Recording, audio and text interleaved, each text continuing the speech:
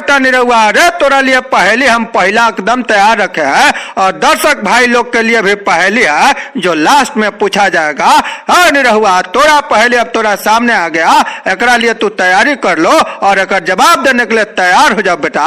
वह क्या है जिसे मारने से ना तो कोई जुर्म होता है और ना ही कोई सजा होती है? लालू चाचा रहुआ इतना खतरनाक पहली पता न कहां से लेके आई ले, हमारा एकदम मन बौरा जला सनक जला। लेकिन रउरा जो पहली लेके आई बनी वास्तव में बहुत मजेदार पहलिया। वह क्या है जिसे मारने से ना तो कोई जुर्म होता है और ना ही कोई सजा होती है? तो ओकर जवाब है लालू चाचा, एक और कुल जवाब है जौना के जवाब हमार भाई लोग दे लो, लेकिन ओकर जवाब जो हमारा अबे दिमाग में आवत ओकर का है, तो ओकर जवाब ये है वो है मिस्ड कॉल।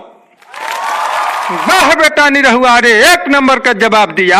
अरे वो मिस्टेक कॉल है जौना के मारने से ना कोनो सजा होता है और ना कोनो जुर्म होता है। पवन सिंह, अब तुम्हारा बारी आ गया है और तुम तैयारी कर लो और तोरा जो पहेली एकदम तोरा सामने आ गया।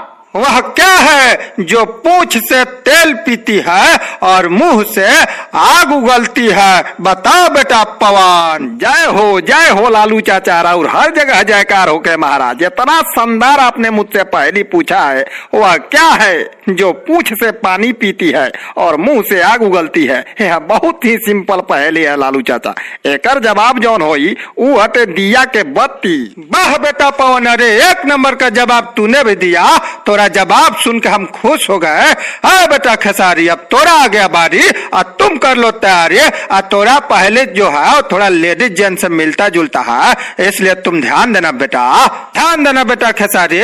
6 इंच लंबा वह क्या है जिसे लड़के लड़कियां रोज मुंह में लेकर आगे पीछे करते रहते हैं?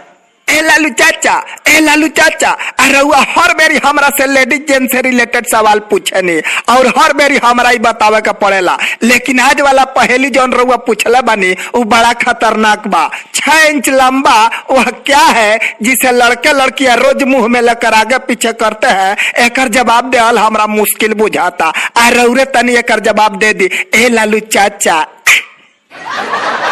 बात बुरबा कहे का, अरे इतना सिंपल पहेली है और तू अकर जवाब नहीं जानता है, तो एकर जवाब अब हम ही बताएंगे। 6 इंच लंबा वह क्या है जिसे लड़के लड़कियां रोज मुंह में लेकर आगे पीछे करते हैं? तो बेटा ओकर जवाब ही है टूथब्रश और दतवन है बेटा। है भाई लोग, और आप लोग से भी एगो पहेली हम पूछ रहे हैं और ओकर जवाब आप लोग कमेंट बॉक्स में जरूर दीजिएगा। कहा कि शुरू में कहे थे कि हम पहेली पूछेंगे, तो ध्यान दीजिए भाई लोग।